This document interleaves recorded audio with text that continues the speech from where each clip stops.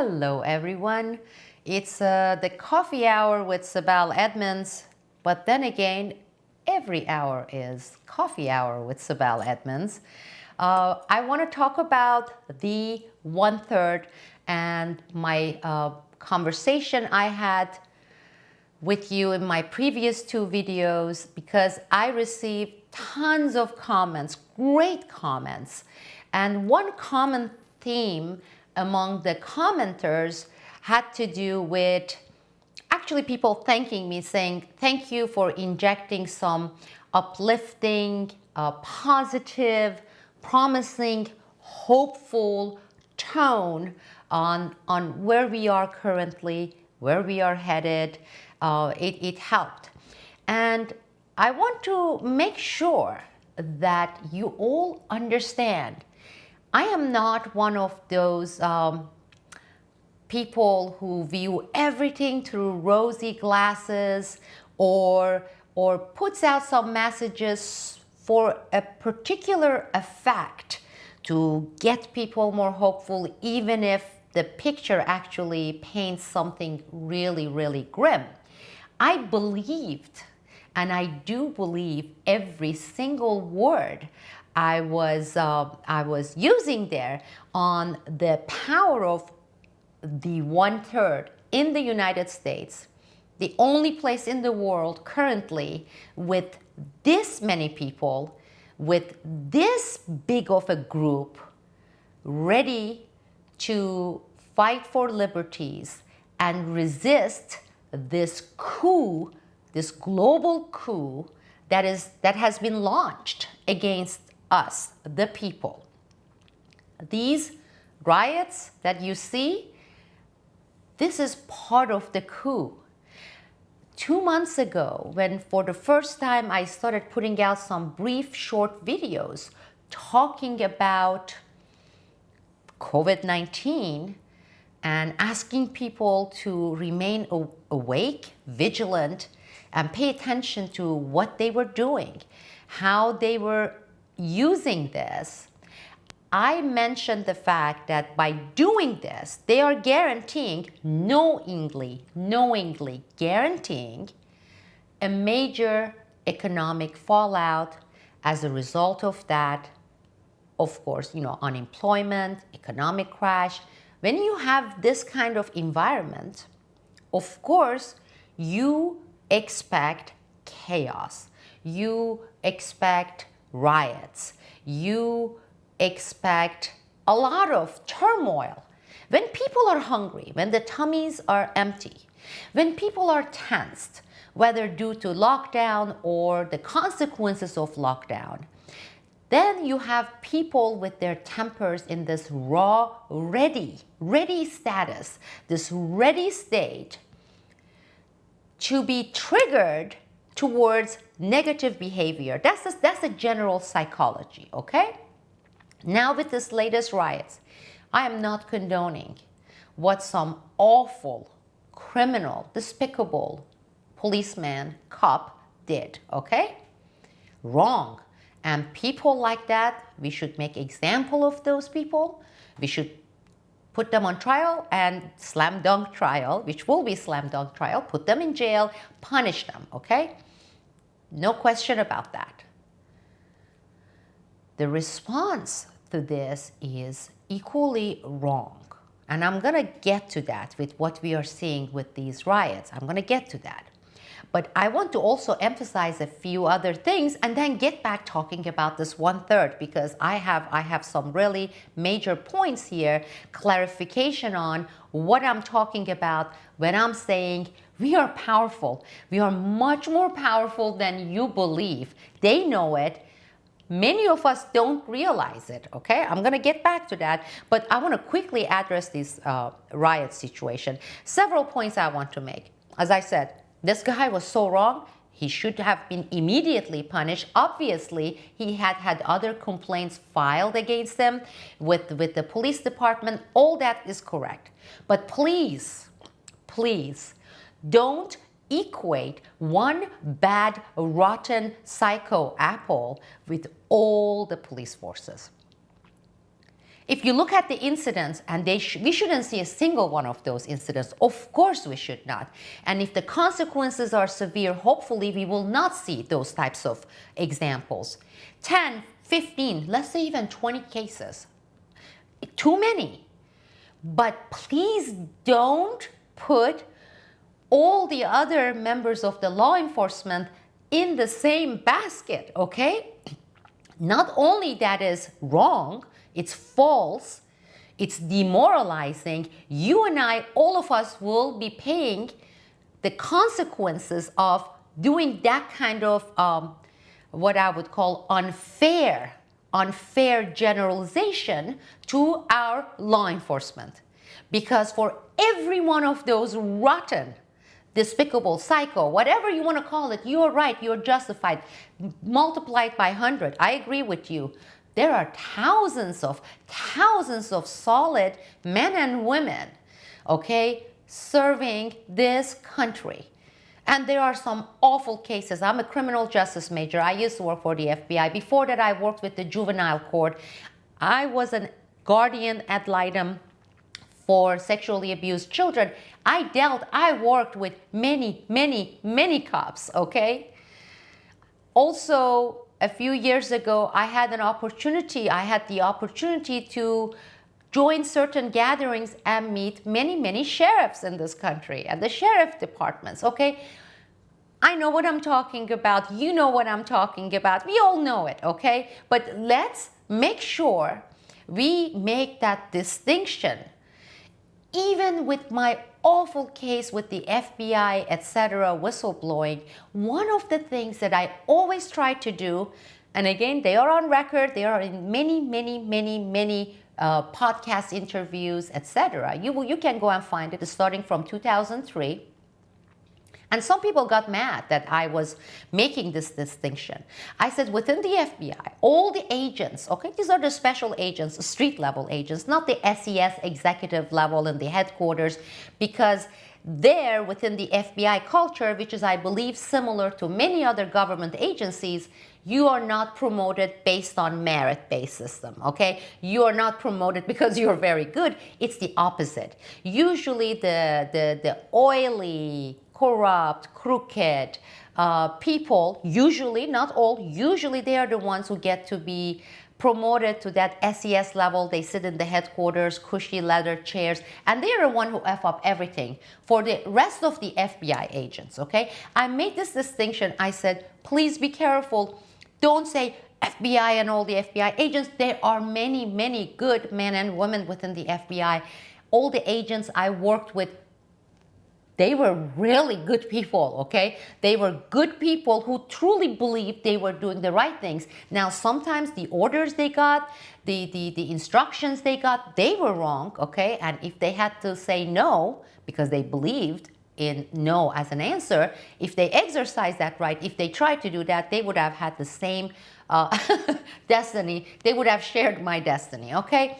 Anyhow, that's besides the point. So please, let's not do that. Number two, there was a warm-up for some of these reactions, riots we are seeing, and how these are being reported by the mainstream media, okay? Especially CNN and CNN International, because I have been looking at the front pages of several other countries' newspapers in different languages, including in Turkey, including Iran. Oh my goodness, the way it's being played out, oh my goodness. Because I have people worrying about me and saying, you are all locked down because of the riots. Are they going to break your windows? How about the cops? They are making it so much bigger, so much worse than what it is. It is bad, but they are making it like, they are multiplying it by hundreds, thousands, okay? That's their...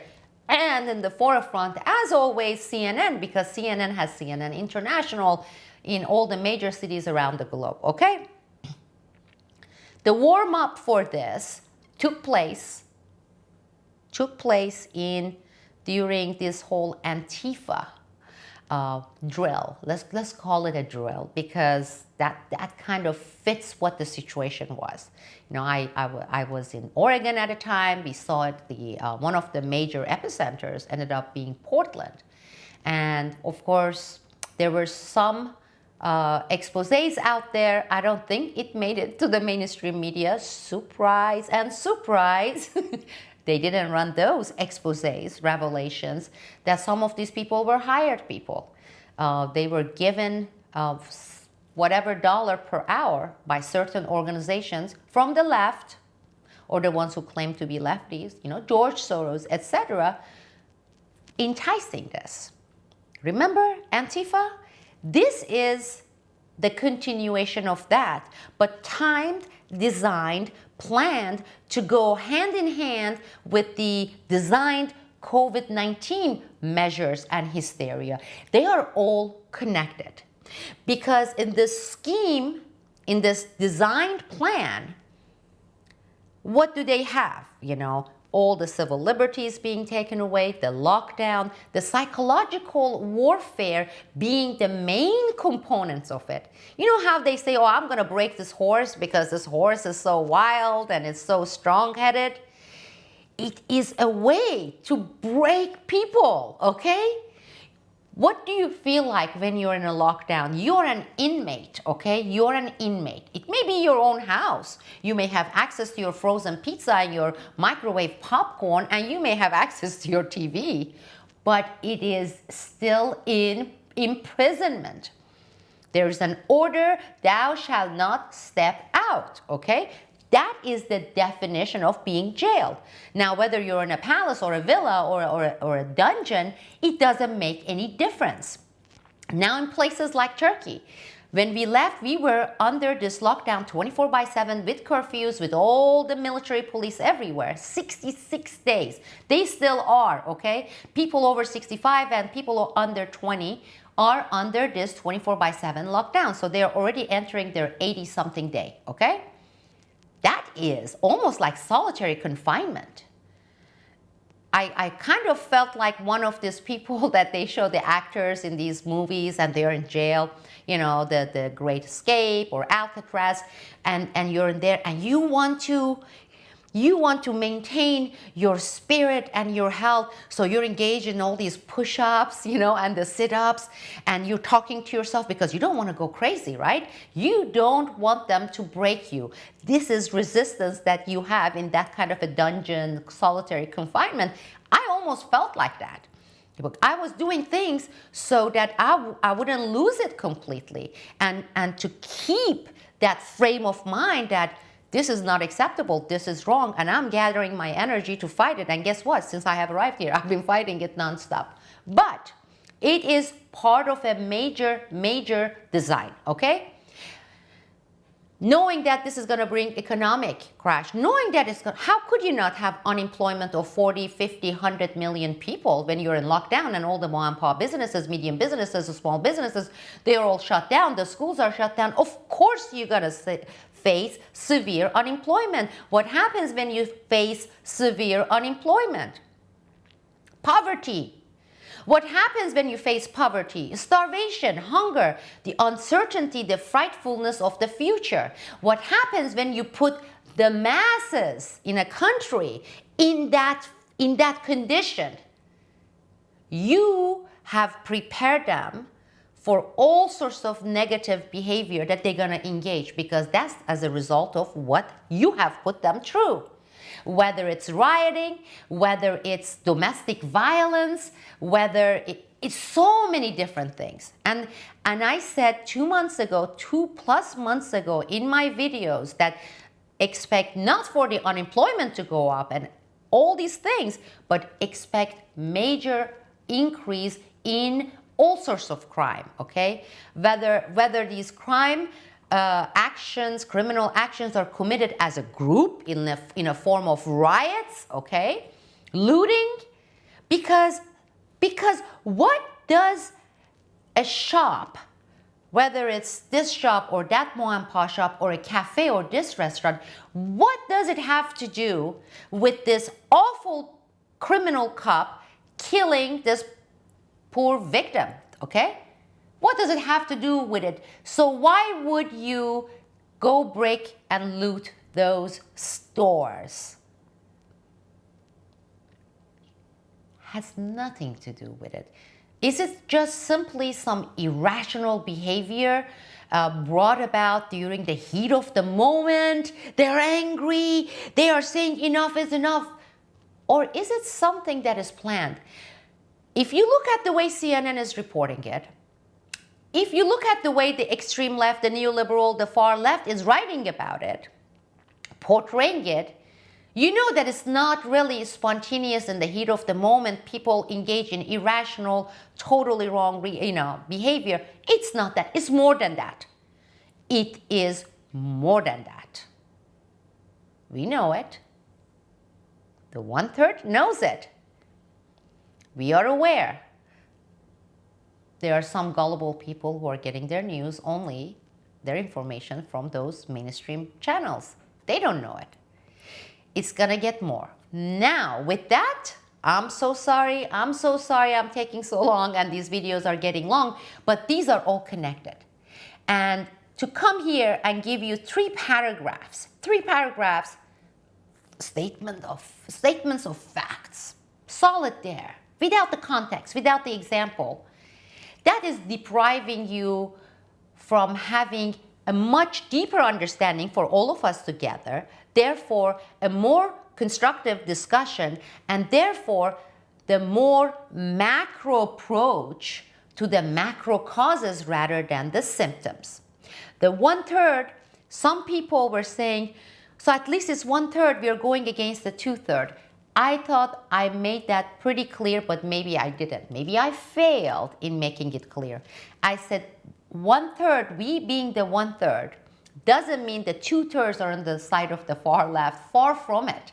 Because in the middle, you have this 50-60% of the populations who are wishy-washy. They don't have like an opinion. They are sitting on the fence. They haven't made up their mind. They're looking to the right. They're looking to the left. They're looking at CNN. They're looking at Rush Limbaugh, whatever. They usually don't do things, this 50-60%. Every society has it. I have seen it. In some societies, it goes higher, the number becomes 75-80% of the people are ambivalent. They only think about that frozen pizza or the 6-pack of the beer, and it's just they're not there and they don't count, okay? When they go and cast their vote, of course those votes count. Maybe it's unfortunate because they are not the people who are vigilant and paying attention. So that's that. That leaves this faction, the far left, the neoliberals, the people who are designing this. They are the people, the enemy, the target. That is a faction that is less than 1/10 or maybe even 1/15 of this population of this country. We are much higher in numbers. 1/3, even if you throw like certain age groups from the bottom, from the top, clean it. Even if you say there are 25-30 million Americans in this 1/3, which I believe is much higher, yes, of course we're not going to hear from them. How are they going to voice their stuff and say where they are when every single publishing house, every single mainstream media channel censoring them? So you may think maybe there are only a few of us. There is not. Even the enemy surveys, reports, statistics makes it clear. They all make it clear that you're looking at more or less 1/3 of the population in the United States who want to adhere to their constitutions, their individual liberties, their societal liberties. They don't want this. It makes it clear. It's there. That's a big number. That's number one. We also need to look at this. When I was saying I don't view these things through this rosy lenses and say, oh, we can just hold hands and do kumbaya and hope that we're gonna win and things are gonna be great and hallelujah, we win. I'm not doing that. I am being my usual self, an analyst, and I'm playing with the data. I'm analyzing data, okay? There are these concepts. It's called absolute advantage, comparative advantage. When you say, let's compare these two things or these two types of models or businesses or types of people and see who has the absolute advantage. in what criteria, who has the comparative advantage. And when I look at that, okay, and this is not from the point of being arrogant or hubris ridden, I see that the 1/3, us, we the people who are the resistance voices of this population in this country, we have in so many categories the absolute advantage and the comparative advantage. And I want you to notice, and their leaders notice, but they don't notice, the far left who are just they are blind and they're blindly following them, they don't notice, but we know this. Who of the segments, which side were the ones that readily, eagerly, anxiously wanted to get locked down, okay? In their flats, their apartments in San Francisco, New York, and Boston, and say, ooh, there is a virus, we all gonna die, we will even wear the mask in our bedroom, just in case. Who were the ones who said, hey, let's look at the facts here. Let's look at the percentage here. Let's have responses and the type of a response that is proportional to that threat we are facing. And we are looking at it and it's not, and heck no, I'm going to keep my business open in Georgia. I'm going to go out there and do this stuff. I'm going to exercise certain cautionary things. But I'm not going to go to my flat and then hide in the bedroom with my mask under the blankets, under the comforters.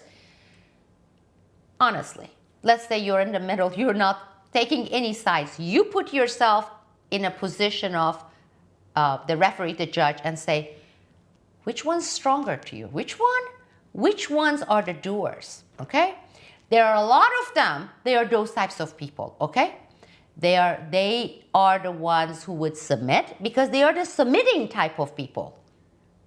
And they are following the faction, the neoliberals, okay? The New World Order's leaders who want that for everyone. Whether through psychological conditioning with the lockdown, that was a drill. The first time they put you on lockdown for 2 months, the next time they're going to do it for 4 months. Wearing badges later, saying you're cleared or you're not cleared. Very much so Hitler's concentration camp. There is no difference. Massaging people with this psychological experiments in this process of breaking people. Now, they don't have to break the other faction. They have been broken, man. They have been broken. They have already submitted. They already want to say, you the government, you the God, you tell me, you give me manual. You know the types of people I'm talking about. They want manual order for everything. And it is known to mainly occur among the far left there. How so? I remember, look at these books that are selling millions and millions of copies, bestsellers. Okay, the guide to the healthy liberal parenting. Okay, I'm just throwing it here, the title. I kid you not. Okay, as a psychology majored person, I have a degree in psychology, it's criminal psychology, but I went through the early childhood psychology, etc. I always get curious. I'm a mother, by the way. I have been raising a child. Now she's about to be 12. You go to the chapter 2 of this book, the manual, for the ones who say manual from the government, manual from the experts, manual from the CNN, who is the guy? Dr. Gupta or whatever. They always are seeking those figures, right? Tell me what to do, please. So they go and buy these books and they make this, I don't want to say stupid, these books, because somebody smart is writing and making a lot of money. So the authors are not stupid. They're very, very smart. They know how to take advantage of the dumbos. Okay, so that's besides the point. Chapter 3, let's open it. Page 42. You must spend some, let me say their magic words there, quality time with your kids. Set aside a certain spot, maybe in the house, and certain time of the day. Maybe it's 5:35 p.m. after you come from work and you change to your house outfit, and time it for 5 minutes and hug your child and say, I love you. Repeat yourself again, I love you. Then look at say, I have 1 more minute left. Maybe repeat yourself again, say, I love you. There are people who go, they go and spend all this money. These are the people who want to be told manuals, orders, government guidelines, okay? The 1/3, majority of them are not. That puts us both in absolute terms and comparative terms in advantage, okay? There are other things too, because when we look at the division of the blue, red, etc., what we see is they tend to live in major cities. You know, you're looking at New England, you're looking at Boston and New York and San Francisco, enclosed-in quarters, you know, city life, urban life. Well, urban life really neuters you in so many ways. Everybody. You don't have to be from the right or the left, but it kind of neuters you. It takes away your self-reliance, okay? That's a known fact. It's not somebody's opinion. I'm not engaged in some wild claims and saying, but people who live in the smaller places, rural places, they tend to be tougher, okay? They have to, in their daily life, they have to engage in certain actions that toughens them up. That's a given. And no, I'm not talking about the guy who sits in his shack and just drinks 6-pack after 6-packs a day. I'm talking about general, the average people. So the urban people versus rural people. We are both comparatively and in absolute terms, we have the advantage. Okay? And now I want to come to another key strength we have. Okay? And I may make this video part 1, part 2. I don't want to make it so long. And any of you get bored, just turn it off. Hey, you don't have to watch it. You don't even have to come to this channel. That's just a side note there. Because as I'm talking, it's like thinking out loud. Certain things are actually occurring as I'm talking. I'm like, oh yeah, actually this point, I didn't even look at it. You know what we have? And this is what the left, the extreme left, or many people, not all of it. Okay, I'm not one of those people who stereotype all the left. No. For decades, you know, since we got rid of the draft, they usually, many of them, not all of them, poo-poo, make fun of, belittle the members of military in this country. I have been in many gatherings where they refer to them, you know what happens, you know, the uneducated rednecks, the disadvantaged people tend to send their sons and daughters to that. So you get this redneck right-wing military people. It's not like elite, you know. Back then, before Vietnam War, there was a draft, blah, blah. Anyhow, they have had this belittling attitude when it comes to U.S. military members. They say they are all right-wing, white trash hicks coming from poor white trash families. I have been to many gatherings, and this is how they talk about the U.S. military members, okay? That's a fact. My God, we have the advantage because we, the 1/3, have those people. Now, if you are in this war, this is a war, it's a coup, in a form of a coup, and it's turning every day more into a war. With these riots that you're seeing, this is just the beginning, folks, okay? They want this. This is part of the plans.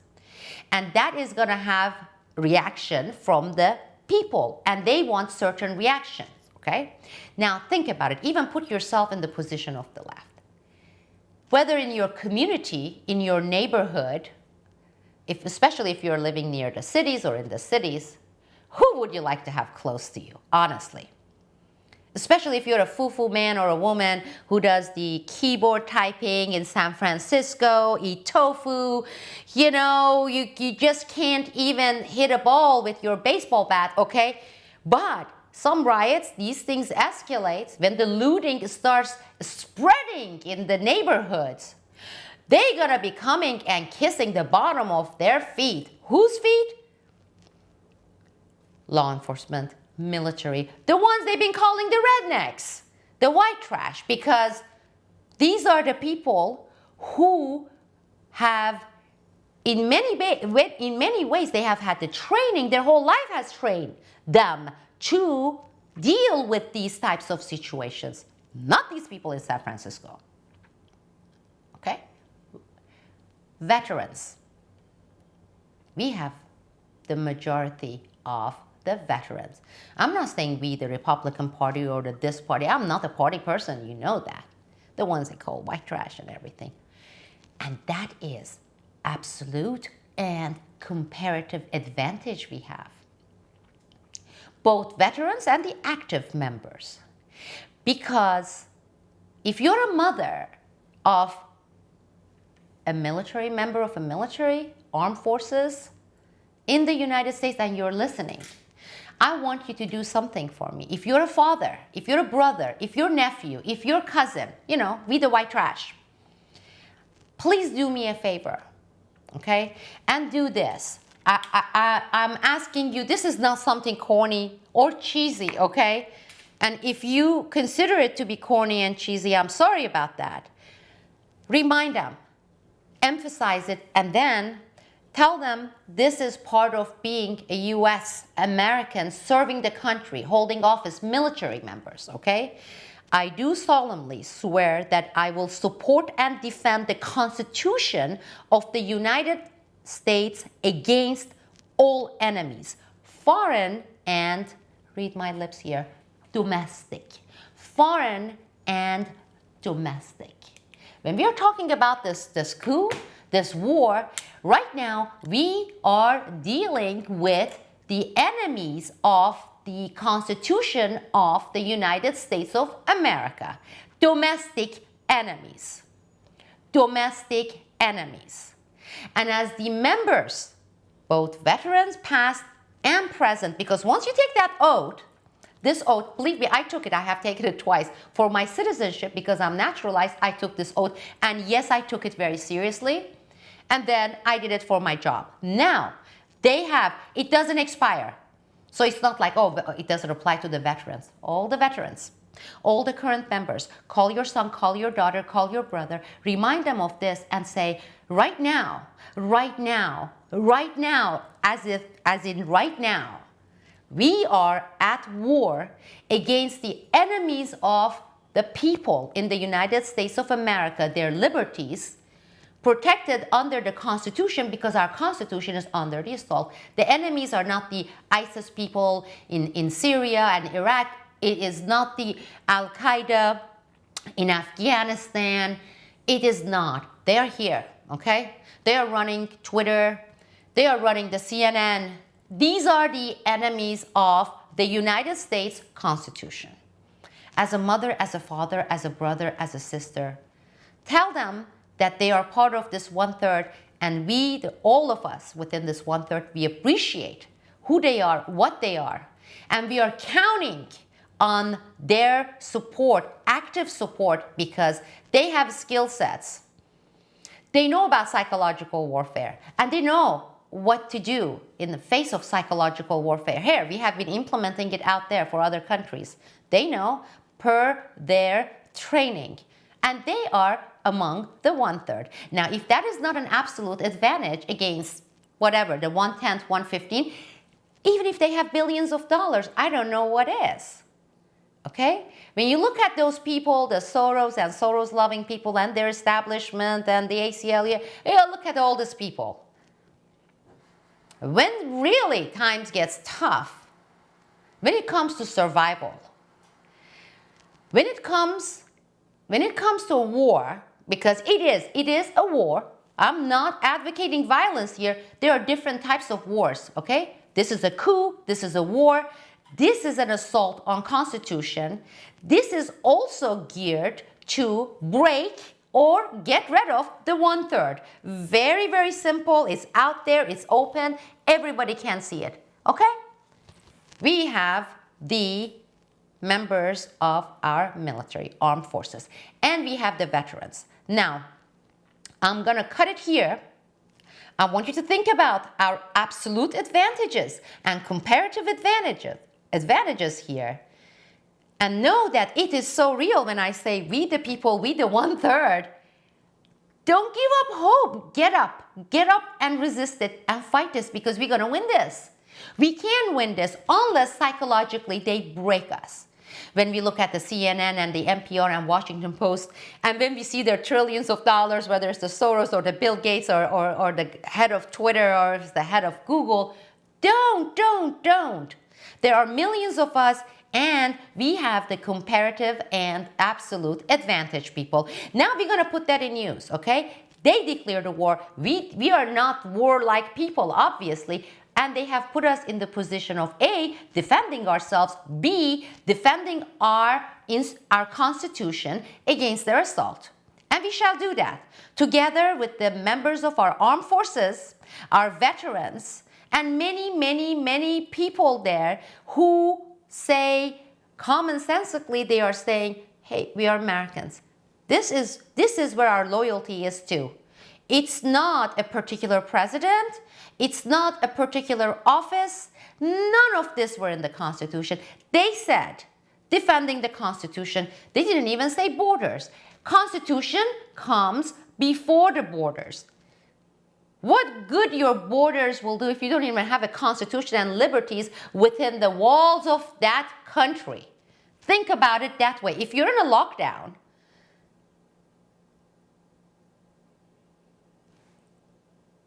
walls or no walls, what difference? It's the walls of your house or your jail cell or your dungeon that you're in. It doesn't matter where you are. It wouldn't matter where we are. Don't let them break us, people. Contact your sons and daughters, okay? And I want to gather this network. I have, for my whistleblowers organization, 9 out of 10 members of my 150 plus whistleblowers, government whistleblowers network organization were veterans. These were the people who had served this country as the armed forces of this country and then had joined agencies, this agency, that agency, and they stood up and tried to defend the Constitution, and they did what it took. And those were the types of government whistleblowers I had. You don't want to mess with these people. They are on our side. They are in our camp. Okay, this is a strong camp. This 1/3 is a strong force that they won't be able to reckon with.